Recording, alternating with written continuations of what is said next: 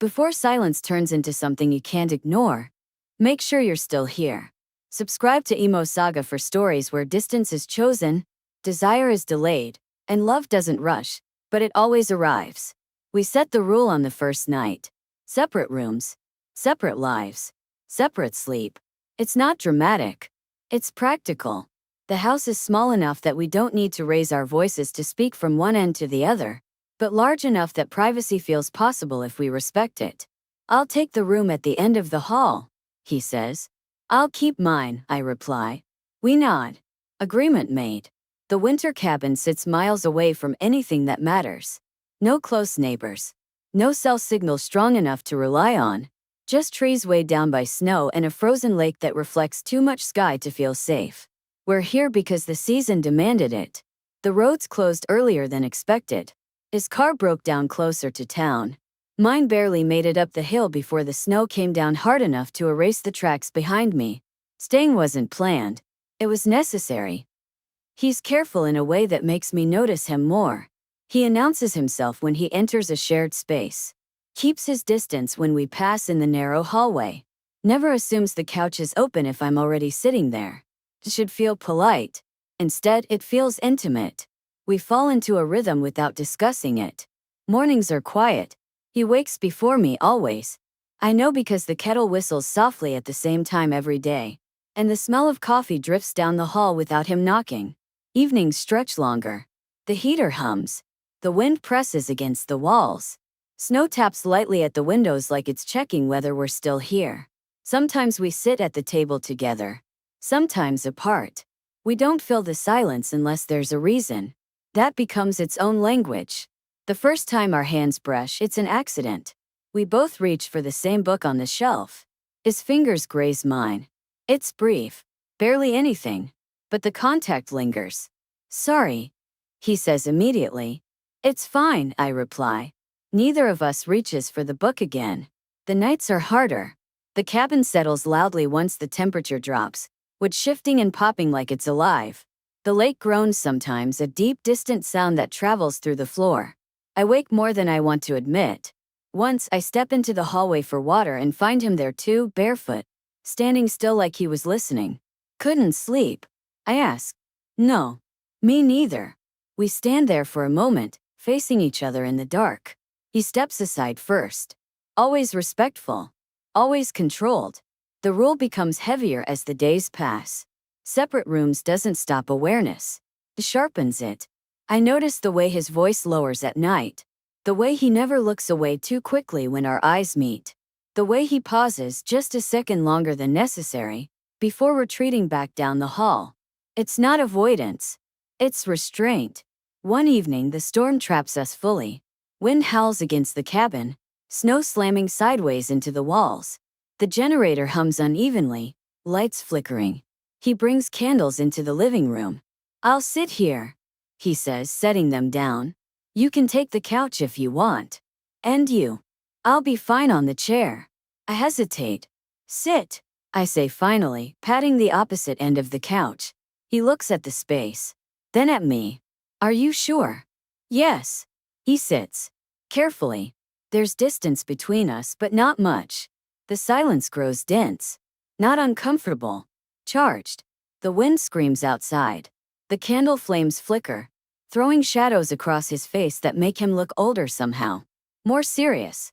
"You don't fidget," I say suddenly. He glances at me. "What?" "When things get tense," I explain. "Most people do." "I learn not to," he replies. "It makes waiting easier." "For what?" He considers me for a moment longer than necessary. "For permission." The word lands between us. Neither of us moves. Neither of us smiles. The power flickers and goes out. Darkness swallows the room completely. I inhale sharply. "I'm here," he says immediately. Calm. Steady. A moment later, the generator kicks back on. Dim light returns. I realize my hand is gripping the edge of the couch. He notices too. Slowly, carefully, he places his hand over mine. Not squeezing. Not pulling. Just covering. "If this isn't okay," he says quietly, "tell me." I don't pull away. "It's okay," I whisper. He leaves his hand there. After that, the line changes shape. We don't cross it, but we acknowledge it. Our hands touch more often, passing mugs, brushing knees, lingering a fraction too long. When we sit together, the distance disappears without comment. One night, my head tips against his shoulder. I don't move away. Neither does he. The first kiss doesn't happen when I expect it. It's not during the storm. It's not late at night. It's in the quiet afternoon light, when the cabin feels almost normal. We're standing in the kitchen, close, sharing the last apple. I laugh at something he says. He looks at me, really looks at me, and stops breathing. This changes things, he murmurs. I know. He hesitates. So do I.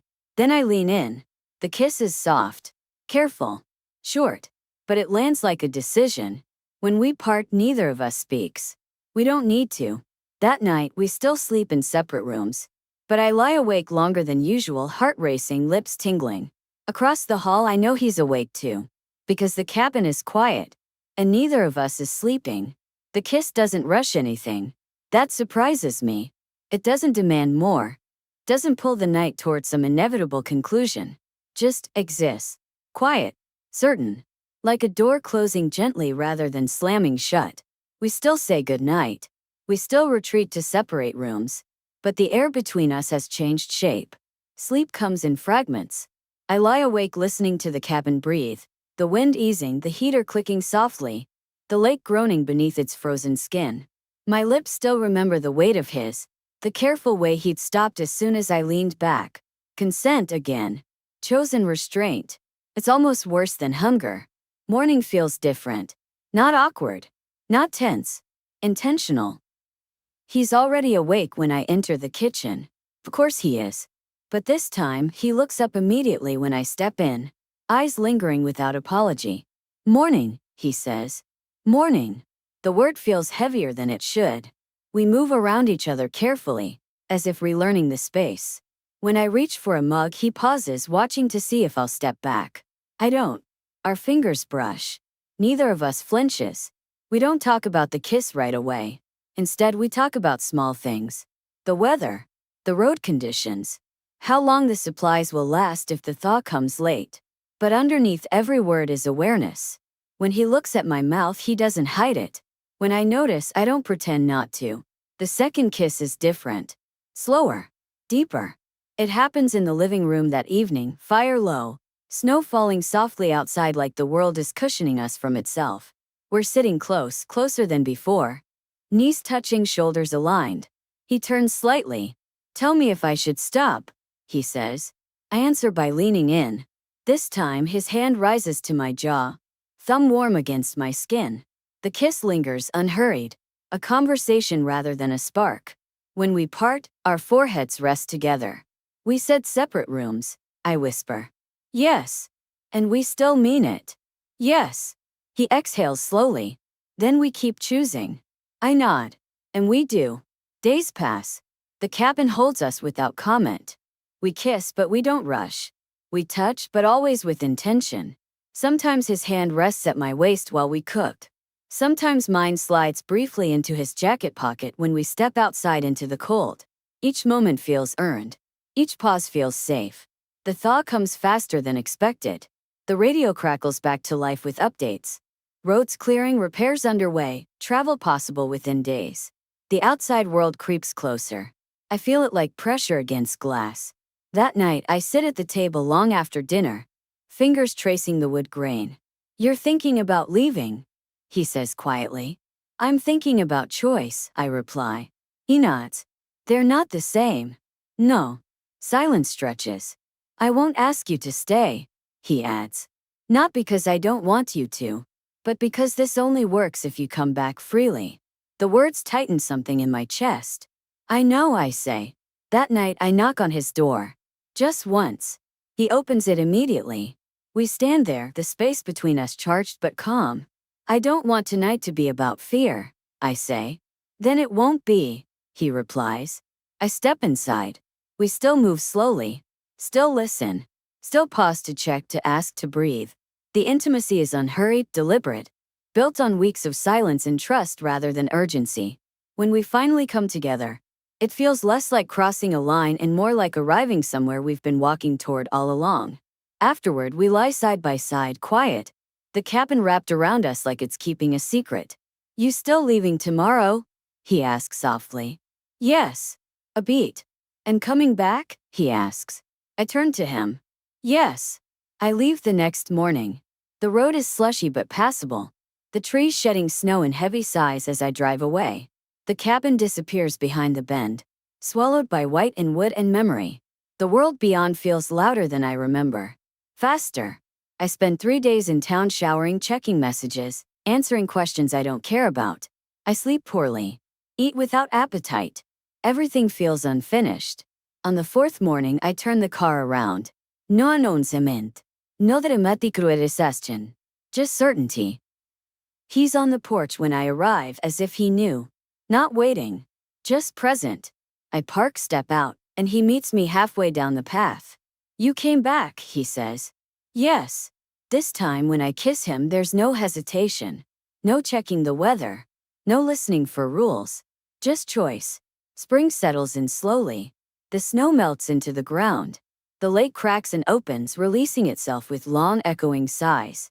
The cabin becomes something else. Not a shelter, not a test. A home. We don't rush into promises. We don't need to. We've already proven what matters.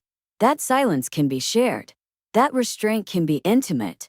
That desire doesn't disappear when it's respected. It deepens. When the next winter comes, we'll decide again. Together. But for now, the doors stay open. And neither of us sleeps alone.